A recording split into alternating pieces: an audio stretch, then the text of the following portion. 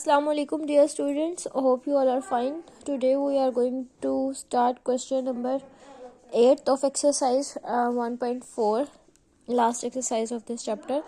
The statement of the question is, calculate the position of a particle from mean position when amplitude is 0.04004 millimeter and angle is. हमने angle जो है वो find out करना है और उन्होंने हमें जो है पार्टिकल की मीन पोजीशन एम्पलीट्यूड से बताई हुई है। तो हमारे पास पार्ट 1 है π/4, पार्ट 2 π/3 एंड पार्ट 3 π/6। तीनों के मेथड सेम टू सेम है। आपके पास आपको फॉर्मूला पता होना चाहिए। x maximum is equal to 0.004।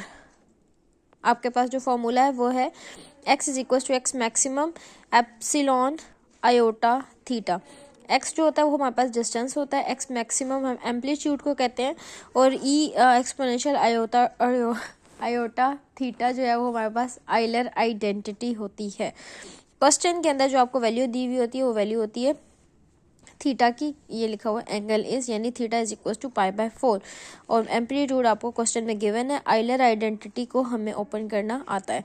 ठीक है, तो देखिए हम वैल्यूज को पुट करते हैं। एक्स मैक्सिमम की जगह हम क्या लिख देंगे 0.04 ई आयोटा और थीटा की जगह उन्होंने क्वेश्चन में π/4 बताया हुआ था।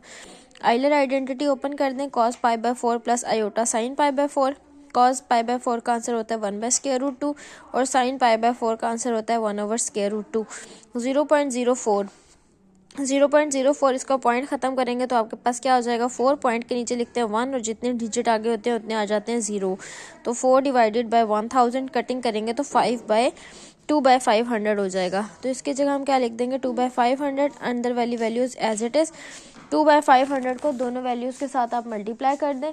दोनों वैल्यूज के साथ आप मल्टीप्लाई करेंगे, मल्टीप्लाई करके आपने रैशनलाइजेशन कर देनी है। रैशनलाइजेशन करेंगे तो आपके पास आंसर आ जाएगा।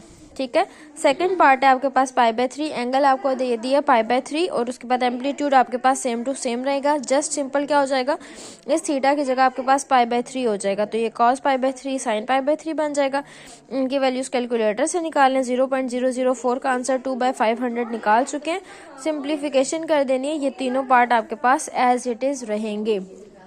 इसके बाद आपके पास आ जाता है क्वेश्चन नंबर 9।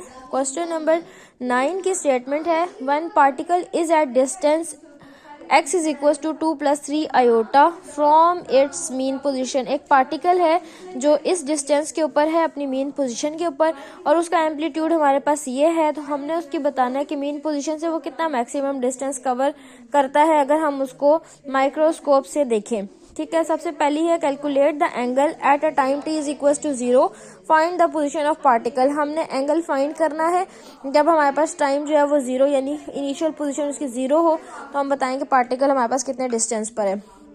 फॉर्मूला आपको पता होना चाहिए, x is equal to x maximum exponential iota theta.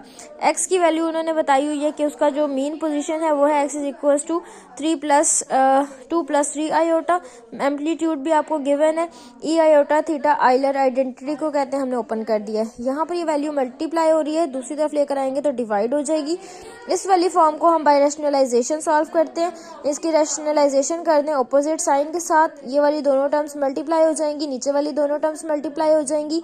ये प्लस में है, ये माइनस में है, तो a² - b² के फॉर्मूला से ओपन कर दें। इन दोनों को सिंपल वाले में मल्टीप्लिकेशन करें। मल्टीप्लाई करेंगे तो आपके पास ये फैक्टर निकल आएगा। रियल और इमेजिनरी को सेपरेट करके लिख दें और फिर रियल और इमेजिनरी को आप कंपेयर कर लें। तो रियल पार्ट क्या हो जाएगा 4/17 equal to cos of theta और इमेजिनरी में -5/17 साइन ऑफ थीटा।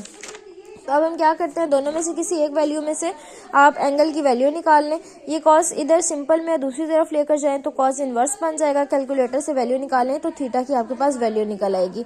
अब आपके पास जो फार्मूला था उस फार्मूला में आपने वैल्यूज को पुट कर देना। एक्स हमने फाइंड करना था, दैट्स वाई एक्स को हमने सेम टू सेम रखा। एक्स मैक्सिमम क्वेश्चन में गिवन था, आइलर आइडेंटिटी को ओपन कर दिया।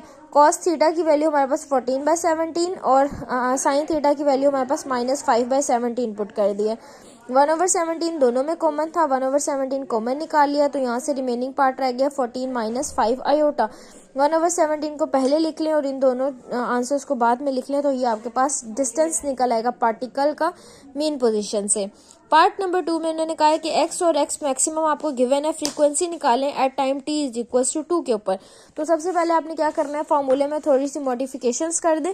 आपके पास फॉर्मूला था x is equal to x maximum exponential iota theta, तो थीटा को आप लिखें कि ओमेगा टी, क्योंकि फ्रीक्वेंसी निकालनी है तो हमारे पास है कि theta is equal to omega t, और ओमेगा की वैल्यू हमारे पास होती है 2π/f। अब वैल्यूज को रिप्लेस करेंगे, तो वैल्यूज को रिप्लेस करेंगे तो हमारे पास यहाँ पे थीटा की वैल्यू आ जाएगी ओमेगा टी, ओमेगा की वैल्यू पुट करेंगे तो 2π/f आ जाएगा। इसके बाद उन्होंने बताया था time t is equal to 2 पर निकालें, तो हम यहाँ पे x की वैल्यू भी पुट करेंगे, x मैक्सिमम की वैल्यू भी पुट करेंगे और t is equal to 2 put कर देंगे। सिंप्लीफिकेशन करेंगे तो ये वैल्यू यहाँ पर मल्टीप्लाई हो रही है, इसको लेफ्ट साइड पर लेकर जाएं तो ये डिवाइड हो जाएगी। इस फैक्टर को किस तरीके से सॉल्व किया जाता है, किसको हम रेशनलाइजेशन कर लेते हैं और 2 से मल्टीप्लाई करेंगे तो 4 बन जाएगा। बाय रेशनलाइजेशन आप सिंप्लीफिकेशन करके लाएं, यहाँ से आइलर आइडेंटिटी को ओपन कर दें। आइलर आइडेंटिटी ओपन करनी है और यहाँ से रेशनलाइजेशन की सिंप्लीफिकेशन करेंगे तो आपके पास ये दो फैक्टर्स निकल आएंगे। रियल को रियल के साथ और इमेजिनरी को इमेजिनरी फैक्टर के साथ कंपेयर कर लें।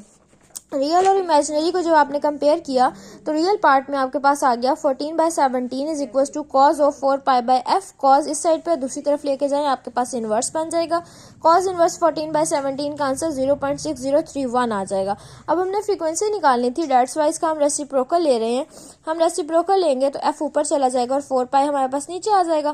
फिर उसके बाद 4π यहाँ पे डिवाइड होगा, दूसरी तरफ लेके जाएं तो वो मल्टीप्लीकेशन में आ जाएगा, यानी ऊपर चला जाएगा।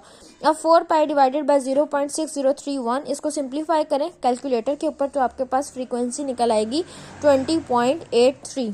ठीक है, इसके बाद आपके पास है लास्ट 2 पार्ट्स, उसके अंदर आपने फार्मूला को याद रखना है।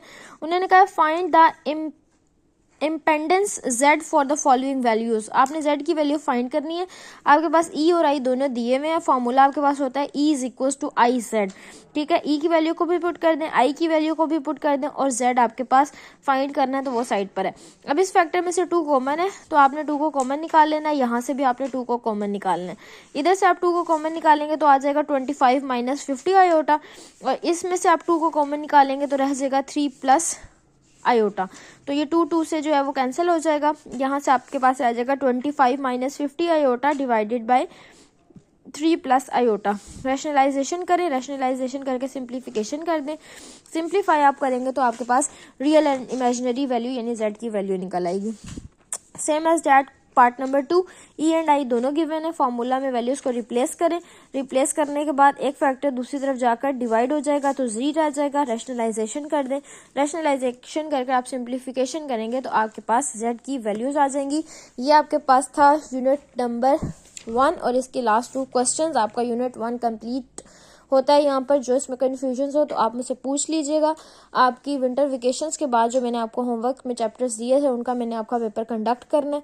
सो डू प्रैक्टिस एंड कुछ समझ नहीं आता तो कंसर्न कर लीजिएगा। टिल देन टेक केयर, अल्लाह हाफिज़ एंड फी अमानिल्लाह।